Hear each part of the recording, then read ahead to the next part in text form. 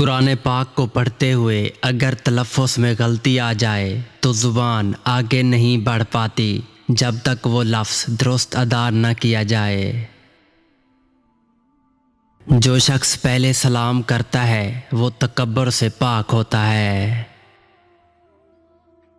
वो शख्स बदनसीब है जिसे अपने रब से दुआ मांगने का वक्त ना मिले। अनजान लोगों में अपने आप को तराशे बिना जगह बनाना बहुत मुश्किल होता है। दौलत की नुमाइश वही लोग करते हैं जिनके पास दौलत के सिवा और कुछ भी नहीं होता। मांगने वाले को देते हुए ये मत देखो कि वो उसका हकदार है कि नहीं, क्योंकि बहुत सी चीज़ों के तुम हकदार नहीं हो जो तुम्हारे पास हैं। इंसान की ज़िंदगी बहुत मुख्तसर है। वो मोहब्बत का हक अदा नहीं कर सकता मगर दुश्मन के लिए वक्त से पहले आता है। अफसोसनाक बात यह है कि अक्सर हम नेकी उस वक्त करते हैं जब बुराई के काबिल नहीं रहते।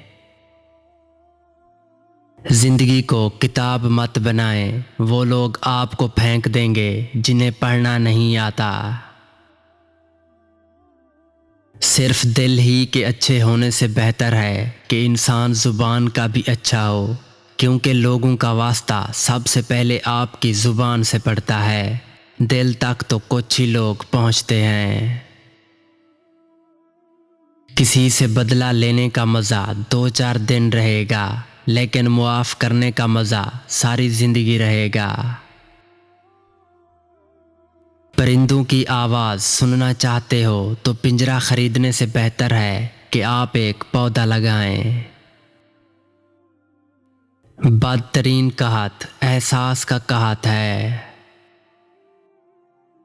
अल्फाज चाबियों की मानद हैं, इनका सही इस्तेमाल करके लोगों के मुंह बंद या दिल खोले जा सकते हैं। अपने हाल पर मुतमईन रहें, मवाजना सुकून छीन लेता है। दूसरों के लिए आपके दिल में नफ़रत का होना आपकी कमज़ोरी की निशानी है। मुझे उसके सामने बोलना बहुत पसंद है क्योंकि मेरा रब मुझे गौर से सुनता है। मुतालिया की आदत इख्तियार कर लेने का मतलब ये है कि आपने गोया दुनिया जहान के दुखों से बचने के लिए एक महफूज पनाहगाह तैयार कर ली है। गज़ब की धूप थी अपनायत के जंगल में, शजर बहुत थे मगर कोई सायादार न था।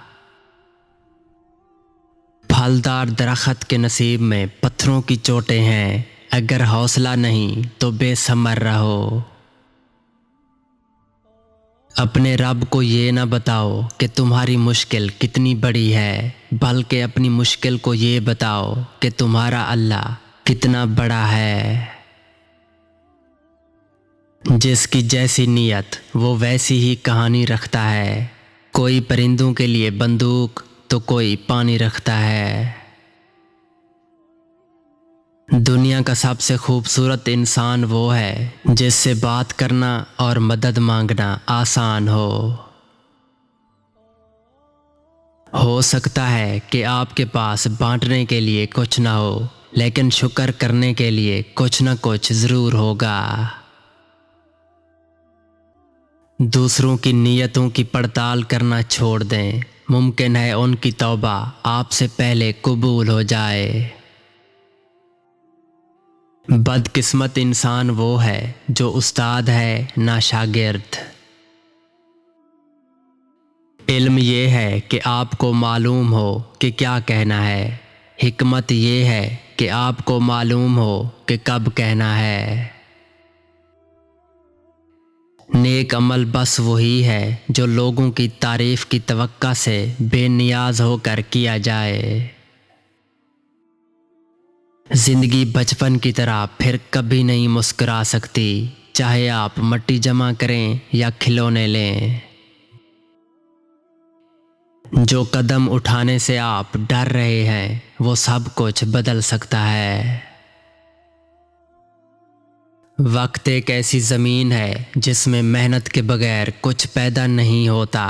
ठीक कोशिश की जाए तो ये ज़रूर फल देती है, बेकार छोड़ दी जाए तो खारदार झाड़ियाँ उगाती है।